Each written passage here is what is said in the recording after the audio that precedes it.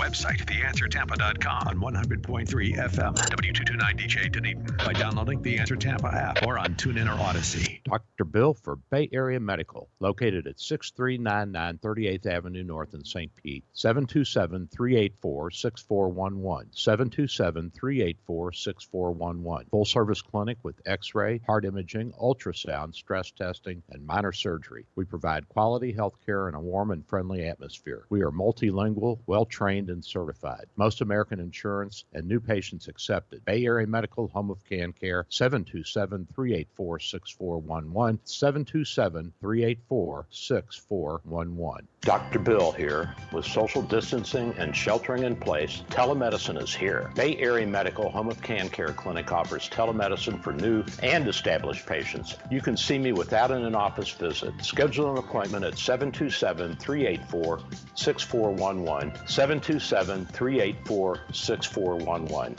When it's time for your appointment, type this web address into your cell phone or computer web browser, doxy.me/Bay Area Med. A cell phone works well and is all you really need. For computers, you need a web camera and speakers. We'll give you this address when you call for your appointment. We accept most insurances and travel insurances. Canadians and visitors, please call your travel insurance company for an authorization number prior to the visit. Copays and deductibles apply. Self-pay rates are available. Just ask. We accept credit cards, PayPal, and Stripe. 727-384-6411, 727-384-6411.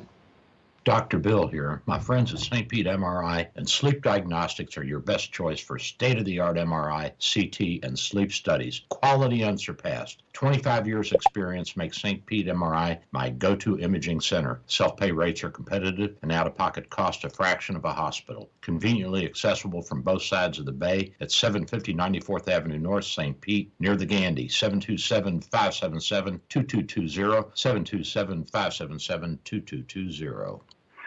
The latest from AccuWeather at the top and bottom of the hour. Only on AM 860, The Answer. Times of clouds and sunshine today with a thunderstorm in parts of the area this afternoon. Today's high 93. Clouds breaking tonight, low 79. Tomorrow, sunshine, areas of high clouds in the morning, then mostly cloudy in the afternoon with a thunderstorm and a high of 92. Plan with confidence. Download the redesigned AccuWeather app today. That's your AccuWeather forecast. I'm Drew Shannon for AM 860, The Answer.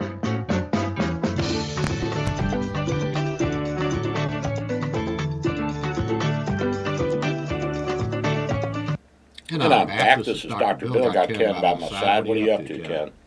I am still waiting for an answer. I understand we've got one. We're getting the name, and we'll have that winner for you in just a second. All right. We're looking for a winner today, baby. We're looking for a winner. Name is on the way. Name is on the way. Okay, in the meantime, I was looking at the statistics on gun deaths in the United States, and did you know that 54% of the gun-related deaths are suicides, Ken? Did you know that? I knew a high percentage was, yeah.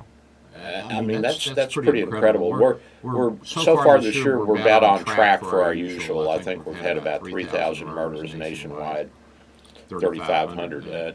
Of course, it's a minuscule fraction that are committed with assault rifles. And still, that's something that the left is really jumping up and down about. And my neighbor, Gilda, she stopped me and I said, Gilda, do you know how many people, what percentage of the people that are murdered with assault, quote, assault rifles? And she said, I don't care. One too many. I said, oh, well. So she asked me if I was watching the hearings. I said, what hearings?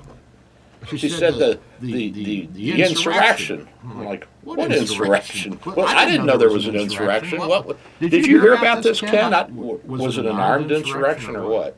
I don't believe anybody was really armed, were they? No. Only the Capitol Police. How can you have an insurrection without guns and ammunition? Good point there, Doc. I don't know. At any rate, they're still bashing Trump, and they play things, as he said, and then they say, see, he didn't say what we wanted him to say. And this is this crap. He said it was. I mean, after it was over the next day, he said it's illegal and you're going to have to pay the price. But he didn't say it twice, so then that got him upset.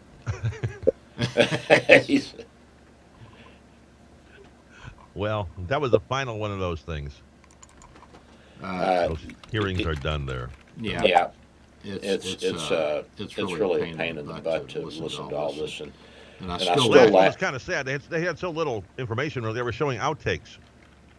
Yeah. From his recording. So, what are you gonna do? What are you gonna do? And get back into power. That's what you do, Doc. Well, he may do it. He may. Well, Republicans in general have to take over the House, and things will change. Yeah. Republicans have to take over the House. So I think we'll get the Senate too, Ken. I really do. Well, I hope so. That would make it a little bit smoother, but then they're still going to have that presidential veto, and nothing will get done for 2 years. No, but at least there'll be the mechanism in place to get it done if we get the White House back. But hopefully this time when we have all three, we'll do something. Last time we did get the new tax bill, which leveled out all the playing field for real estate, and that's a good thing. So, at any rate, I just found out from Restream that my OBS studio has been disconnected, so I'll have to reconnect that before the next show. I'm not going on vacation again, Ken. Everything is gone haywire. Well, here we got a winner. Would you like your winner for the day? I would love a winner. I would love a summer and a winner. Richard Mack of Pinellas Park was the first correct caller with the correct answer. 877-969-8600. He called that number and came up with the correct answer. Where did Doc's cruise go? And it was to Aruba. Aruba. That's right. Just one of the many islands. Richard, we appreciate you, buddy. Thanks for listening, and it's always good to know that somebody out there cares about me.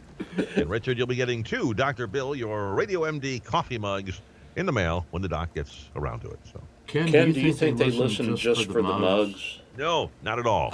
Okay, good. I feel better now. They listen because, they were listening before we started giving away mugs. Oh, that's true. That's right. So. Otherwise, they wouldn't have known we had mugs. There you go. There you go. And they pay attention. That's what I like about this audience. They do. You know what people say? I really like what you say on the radio. I'm like, are you serious? You listen to me? I've had that feeling for the last 40 years, Doc. No. So I'm in the lunchroom, and my friend Nick, he's a Russian lover. He grew up in India when Russia was a patron of the Indians. They backed India up, and Nehru was a socialist, so he admired the Russians, and they had a close relationship. And they actually would send material to the Indian kids and TV stuff for them to look at, and what a wonderful life it was in Russia, and how happy everybody was. Of course, they didn't show any of the Siberian pictures, but so at any rate, he's saying, we promised them that we would not let Ukraine into NATO. I don't know that NATO was applying to Ukraine, so I'm not sure what the big deal is.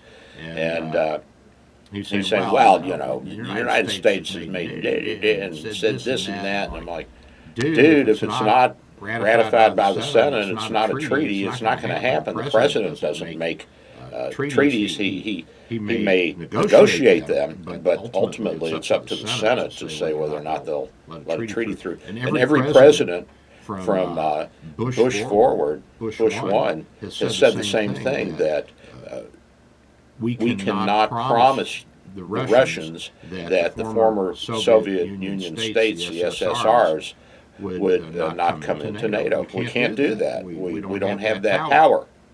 And so now there's this attacking of the former administrations, and Clinton has spoken out, and Condoleezza Rice has spoken out, and Obama has spoken out. Ken, they're all saying the same things.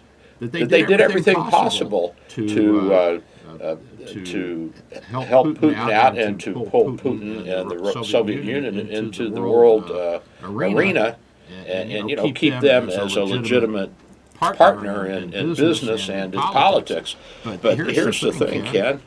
They want more power and more land. What are you going to do? I mean, we can't change their ruling parties, their ruling elites' attitude towards the world that they should be in control. It's not our place. And they want the Black Sea. That's the bottom line. And I see where they made a deal with the Ukrainians that they would each other would allow ships with grain to leave port, because you've got the Black Sea right there, and that's a big shipping lane for grain coming out of that part of the world. You know that. Sure. Because Ukraine's on the Black Sea, and Russia has a little bit of the Black Sea, and they've also got some client states on the Black Sea, and so that's one of the reasons they want that freshwater port. They want Odessa. They want that little peninsula that sticks off of Ukraine and into the Black Sea, so they have an avenue to ship and offload. And they also want military presence in that area. But they've got one little problem. It's called Turkey, because Turkey controls the Dardanelles, which is a narrow passage out of the Black Sea into the Mediterranean. So what are you going to do? I mean, I cannot convince some of these folks that we have done everything we can. And I think you'll remember when this whole thing started, I said the last thing we want is an unstable Russia. Even throughout this, we have to keep Russia stabilized, because it'll be a mess. But I really do think that we should, and we have stepped up our assistance to the Ukrainians, but I think that we're eventually going to have to go in and clean house and help them out some. Boots on the ground. Boots on the ground, and I see where a few more Americans have died in battle. Of course, they're volunteers, supposedly. I would guess that they're probably former soldiers or U.S. soldiers that are active duty that are being kind of leased out to the Ukrainians to help out. I'm sure we have advisors on the ground. The CIA is probably there. But advisors. Condoleezza Rice, she said, "Are you really going to say to the newly democratic Poland, Hungary, Czech Republic, ultimately later on Romania, the Baltic states, oh, sorry, you've gone through the democratic revolution, you've broken away from the Soviet Union, but you're still part of the Soviet Empire, so just get used to it." And I heard people say that, just give the Russians Ukraine. Are you crazy? They're not going to stop there. And this is He wants to be what, Peter the Great again, or who expanded Russia? They got enough land. What do they need more land? They just want you're right. They just want the seaports. That's all they really want. They want that Black Sea, and they want control of the grain and a lot of the commodities that come out of that part of the world. The Russians actually have the ability to produce it, but they want more. They want more, and it's really too bad. Well, appeasement never works, so. No, it doesn't work, and we've seen that over and over. We've seen that over and over. But I mean, even Bill Clinton said, we did everything we could. We gave him the shirt off of our back. We've been carrying the Russians for decades. Now they can feed themselves, thank God, and hopefully they've got some manufacturing going on, and they've got their oil industry, they've got gold, they've got resources of all kinds. But this guy's being influenced, present-day Rasputin, so to speak. You know who Rasputin was? Mm-hmm. He was, for those of you who don't know, he was this crazy monk that was influencing the Tsarina right before Nicholas was dethroned, and the whole family was shot in the basement somewhere. Who knows? But that was by the Bolsheviks, by the way. They killed the Tsar and his family. But Rasputin was blowing smoke up her skirt and getting her to try to do crazy things. And so Putin's surrounded by the same kind of nonsense. He's surrounded by these oligarchs who want power and they want more money. And I don't know, how much do you need, Ken? I mean, if you got $1 billion, isn't that enough? I would think so. If you have the largest landmass country in the world, isn't that enough? Can't you? I mean, can't you just go over the Urals and go out to Siberia and look for something there? You know, I mean, just powers. You just want to be a macho man. I mean, what? I don't understand it at all. Doesn't make any sense to me. You know, the other thing is he's a shrimpy little guy. He's only about 5'7". Yeah, I know. That's probably got something to do with it. And yeah, who knows? Who knows what the whole story is? And we got a former head of the intelligence agency running the country. I guess I shouldn't say anything because George Bush the first was a former CIA director. So, you know, we can't criticize for that now, can we? No, but George did okay. Oh, by the way, did you hear that we are now officially in the hypersonic race? So we now have a hypersonic missile. We probably have had it for several years, but now we decided to open it up. The DARPA. Yeah, it was successfully tested off of a B-52 or something the other day. Yeah. So, cool. I'm sure that we've had these for a while, but now, you know, it was like the stealth fighters and bombers. They had been developed for 10 years before we actually showed them to the public. Did you know that? Oh, sure. You keep your secret weapon secret. Yeah. Wow. Big old launcher for it and everything.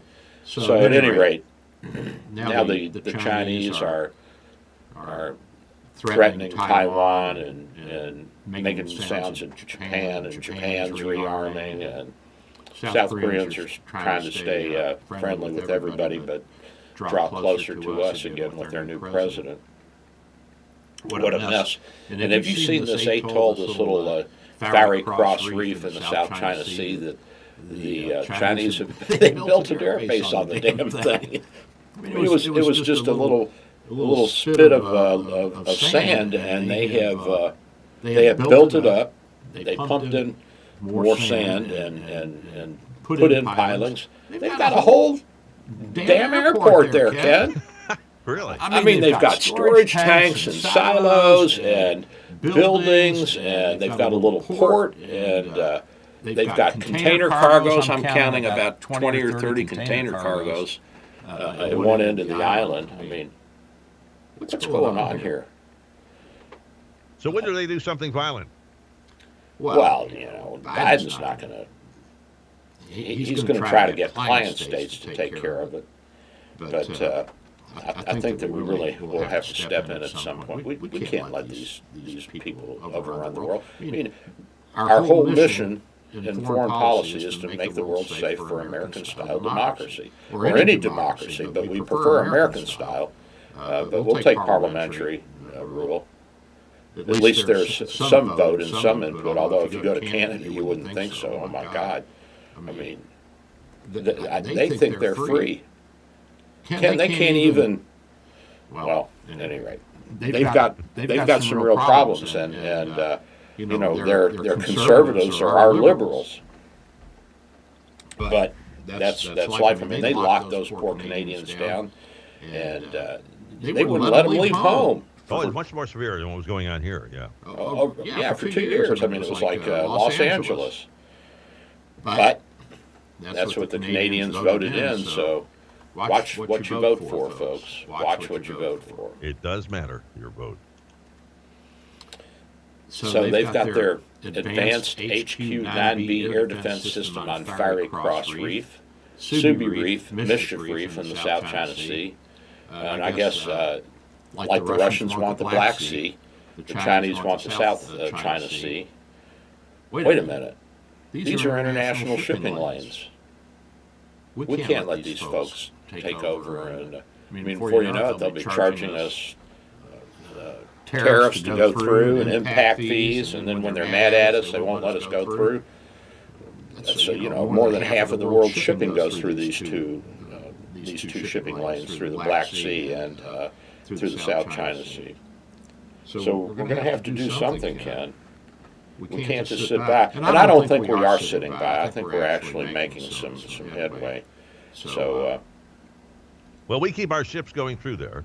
Yeah. And we have to do that. We have to do that. And if they fire on one else, if they fire on one of our waters, if they fire on one of our ships, what are we going to do? Fire back? We have to. Mm-hmm. I like what Reagan did. At the beginning of his term there, he told the Iranians, don't mess with us. And they did, and so he took out their whole Navy. Did you know that? I mean, they didn't have much of a Navy, but what little they had, they were threatening our ships in the Persian Gulf and the Straits of Hormuz and all that. And so he just sent our fighters in there with whatever we used to destroy ships. A lot of their Navy is just little runabouts anyway, but he took them out. That was it. And I said all along, just go in and take their Air Force out. Go in and bomb their nuclear plants. Who cares? What's the Carter difference? was never going to do that. No. No, Carter is an idiot. I mean, he's a smart guy, but he didn't understand. Like a lot of the Democrats, they're better at taking money and misusing it than they are at making money and using it appropriately.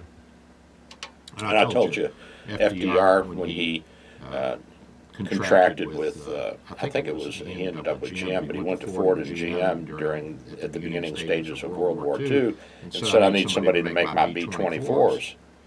And so I think GM ended up getting the contract, and they made the largest factory at that time. I don't know, it was like a mile long or something, and they were doing mass production of the B-24s. And so Claude Pepper and Wallace and Adlai Stevenson and all the other young radicals that were in his cabinet and his administration in the 30s, they came to him and they said, Mr. President, why didn't you give this project to a Democrat, not a Republican? He said, we don't know how to make anything. So we know how to spend money. We don't know how to make it or make anything. So what do you want me to do? There are no Democrats. There's no democratically owned large industries in the United States. And it's probably still true. I mean, you may have... All the big ones owned by Democrats are internet. Yeah, they're all internet. They're all communication and virtual crap. Because they don't know how to put anything together. I mean, maybe Bill Gates and Steve Jobs, they knew how to do a few things, but they ended up being mainly salesmen because it was their partners that did the actual putting together. And by the time that they had developed enough and were selling enough, they didn't even have to do anything. They just had other people. They just said, we want this, you make it, and they made it. So, but even that is kind of iffy as far as heavy construction. That's mostly chips and circuitry and things like that. So, FDR needed somebody who had an assembly line and knew how to use it. So, yeah. I mean, you have to go to the people who have the skill and know-how in a crisis. I mean, if you're not in a crisis, you can piddle around all you want and call on, Mother Mary and Sister Teresa to put together some bonnets or whatever for your cause and your crusade. And but when you really got to do some heavy-duty hardware work, where are you going to go? Who are you going to call? Chrysler. They put the tanks together. Chrysler and Jeep was started because during World War II, that little Willys Jeep that was developed. Actually, they started making it, and then they couldn't keep up with production, so they had to sub-license it out to the bigger companies like Ford and GM and Chrysler, and that was probably the most popular vehicle of the American Army during World War II. I mean, there were hundreds of thousands of those things made.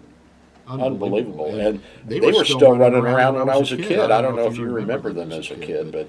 Did they sell those surplus after the war? Yeah. Okay. Yeah, they sure did. And, the engines were so simple that you could work on them in the field. They didn't have anything fancy on them. They had just a basic straight six, I think, and carburetor and spark plug rotors and gas lines, and that was about it. There was no air conditioning. Well, that's the whole idea. Keep it simple. Yeah, keep it simple. There was a battery and probably an alternator and some lights on it, so at night you didn't run into each other. But other than that, there wasn't anything on them. They were just bare bones, baby. And they were all. There was no top to any of those, I don't think. No, there wasn't.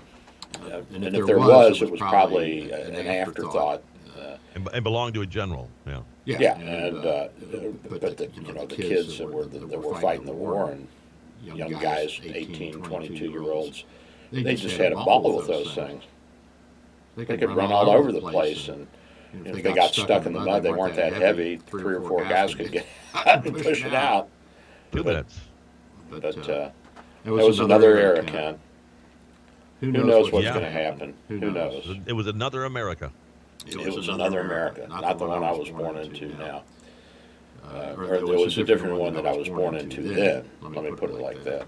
At any rate, I screwed up on the streaming live, and apparently I'm not connected. My OBS studio is not connected to Restream, so I'll have to reconnect that. And I apologize, and I'll apologize again next week, and we'll put the Aruba photos back up next week. How about that, Ken? Well, I want to see some of your video. Yeah, and I'll send you some of the video, and we'll see if it looks any good. It was my first attempt at a live video. I filmed a parade to the veterans on board the ship, and really nice ceremony they gave, and read a poem. Somebody played taps. They had a woman come out and sing the national anthem. So it was fun. It was interesting. I'll see if I can get that over to you.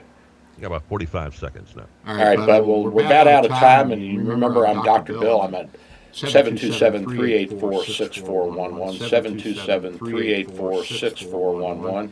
We have in-office, we have telemedicine, we have cardiology workup, we've got general medicine, the wife's a nurse practitioner. We do it all right there, 727-384-6411. Call for an appointment, and Ken, you get your butt down there because, dude, I'm running out of cash. I need some patients coming in. Actually, it's still growing. I don't know why, but the practice is still growing. Oh, my God. I love you guys. I'm out of here. I am Dr. Bill, your Radio MD. See you, Doc. See you, buddy.